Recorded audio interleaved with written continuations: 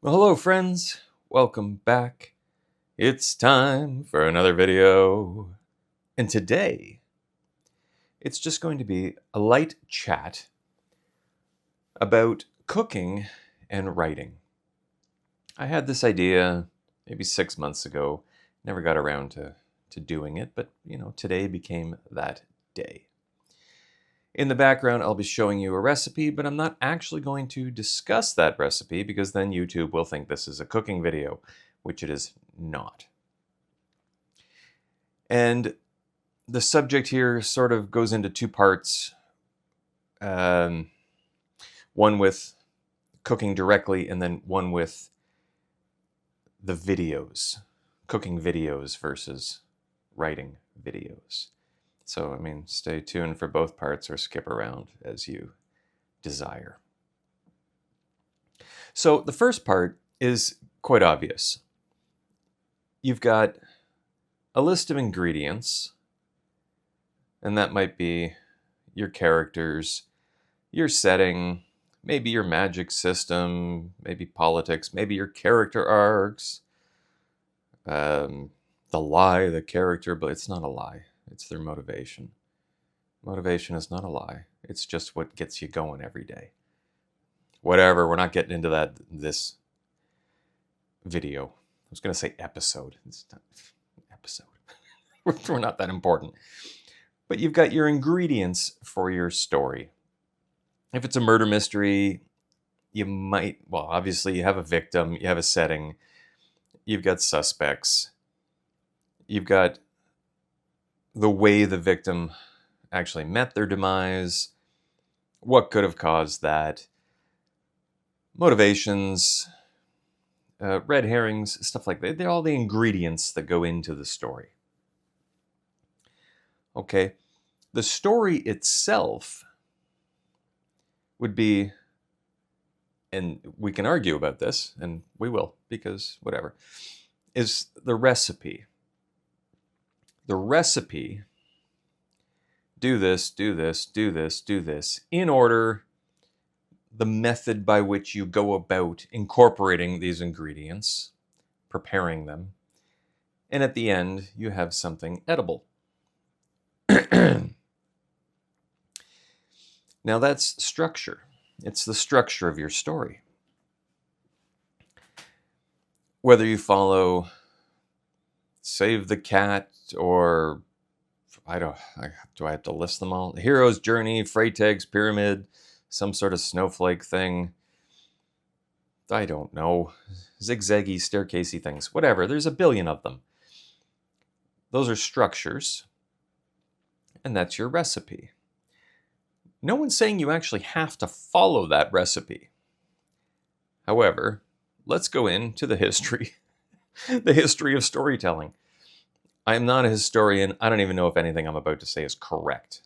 But it's a feeling that I have, and I've kind of picked up these things over the years. So, we're all hunting, right?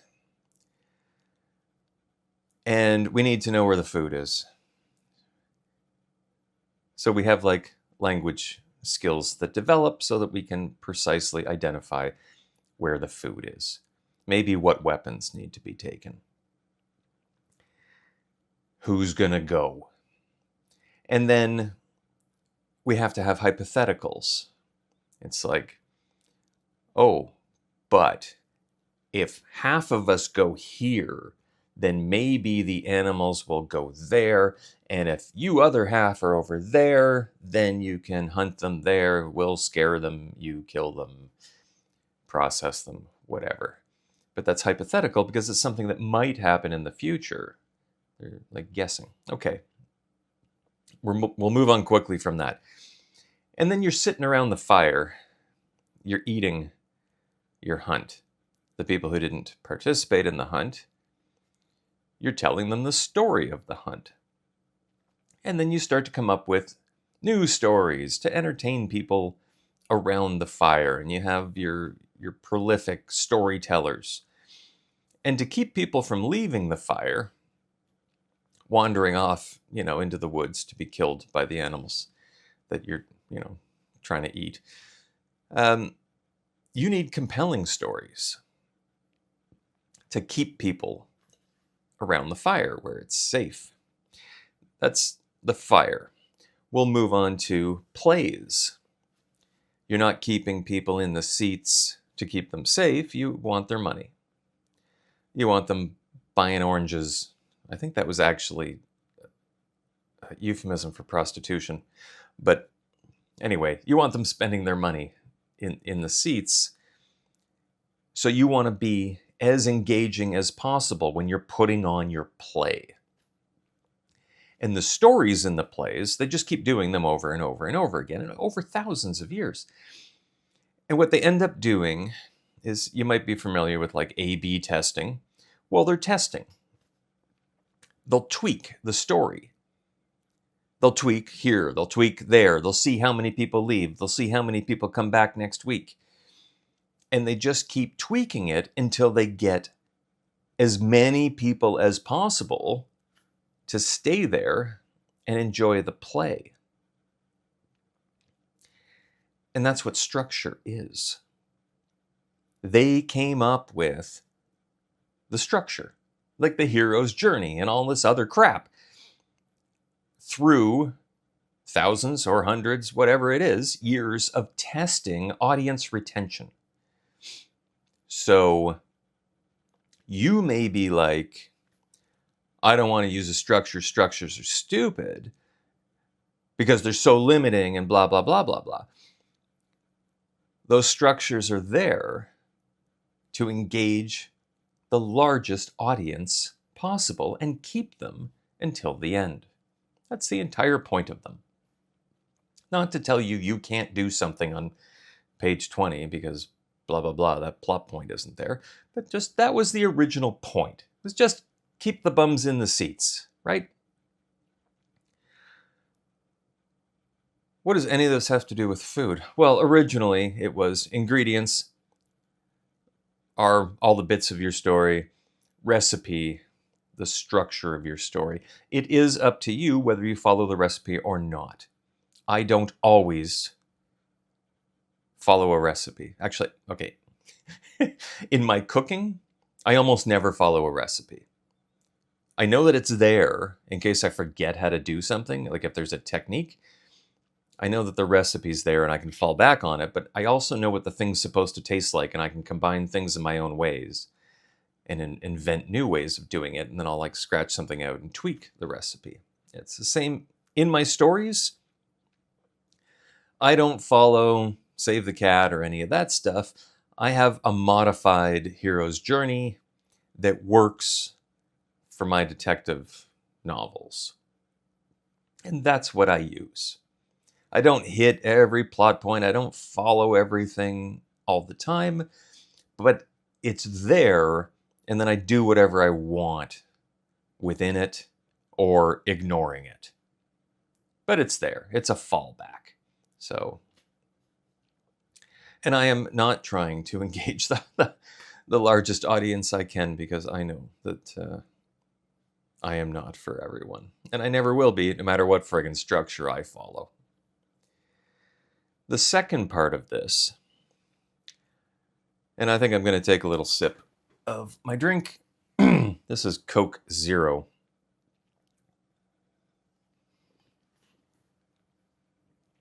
It's got the bubbles. Doesn't have any sugar. That's nice. It's still a bit tannic, though. Videos. If you're making writing videos, I'm sure you can relate to what I'm about to say. Cooking videos. Follow a recipe. You're watching a guy or a gal. I'm bringing back gal. You're watching a guy or a gal getting their ingredients together, mise en place, doing the thing, arranging it, eating it, pretending that it's the greatest thing in existence, and done. 12 minutes, 17 minutes, half an hour, whatever it happens to be. Beginning, middle, end, all in one video.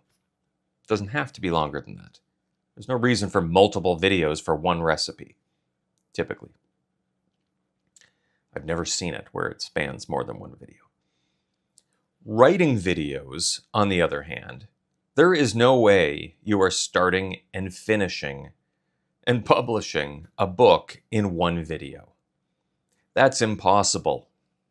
Unless you put out like one video every 3 years or 4 years, you're not going to have much of an audience there, are you? And the video would probably be like, I don't know, 30 hours long, just to make up a number. No. So writing videos, I don't know how to phrase this. They are inherently anticlimactic.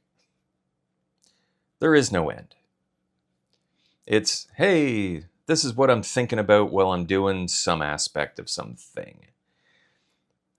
And then the next week, hey, I'm still thinking about that thing. And the next week, and then for years, right? Writing advice, it's completely different. Writing advice, beginning, middle, end, closed, gone. That's not writing. Writing, like AuthorTube, it just goes on and on and on forever. And the feeling you might have in creating these kinds of videos is this is entirely pointless. You know, the longer I go on making this crap without publishing, like the more of a fraud you might feel like, because it just goes on forever. You know, or you had to redo something in your book. So those like 10 or 20 videos where you talked about all the brainstorming and all the brilliant discoveries you made and all the progress, well, that's all wiped out because you just discovered that none of that works. It's like a plot hole that can't be salvaged. So you're going to scrap that and start again with something else. And that might make you feel deflated, like you're wasting everyone's time. Writing videos aren't cooking videos. No one's going in, writing advice perhaps, but no one's going into AuthorTube videos to learn anything. They might along the way, but they're there for you. You, the person. Not what you're saying, but to support you in whatever you're doing, to cheer you on because they like you, your personality. It's not even about your books. Nobody gives a shit about the books. They're there to support you, the person, and if they like you, they'll buy whatever you put out.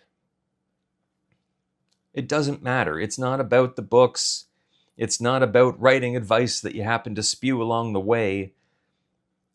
They like another person through a computer screen or whatever, but they're suffering along with you, or they dream of being able to do things like you, or it's aesthetics.